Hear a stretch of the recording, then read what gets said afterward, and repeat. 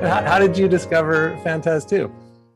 So I first played it in 2014, and my partner Chip Cheesem basically introduced it to me because he knew I was into, kind of schlocky horror stuff and 90s stuff. And I hadn't really, I had heard of the first game. I think I had heard the name of the second game, but I didn't know anything about it. And he just said, you should play this. And I was going into it thinking this is going to be schlocky and stupid, which it is a little bit, but it had this wonderful undercurrent of being gay as heck. And I was like, oh, I didn't expect this to be here.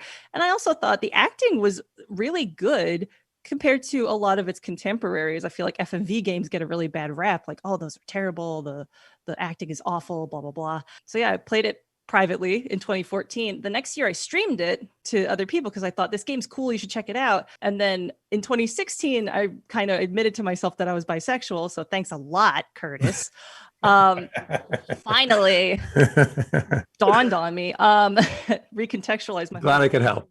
Thanks. And then in June 2020, I restreamed it again to refamiliarize myself for the video essay, because I decided a little before that, you know what rules? That fucking game. That game is good. I feel like no one knows it rules. And yeah, so that was in June 2020. And then the essay was done and posted at the end of December 2020. So it took about a half year to fully make. I had you saying you were on Unsolved Mysteries, gasp.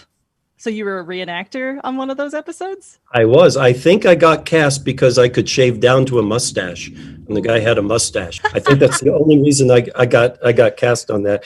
And my understanding is they've never solved it, so they keep playing that one over and over. No. And it has to do with the card game, the Magic. The Gathering. Magic the Gathering? Yeah. Oh my God, I gotta track down this episode, Paul. This sounds hilarious. What I remember most on that is they pull you out there at midnight and they're like, we have no time. They're going to put a gun to your head. Cry. Oh my God. And this is what I use when I teach acting, is because sometimes you got to be able to cry on cue, because this is what happens. They stick you out there and they say, cry.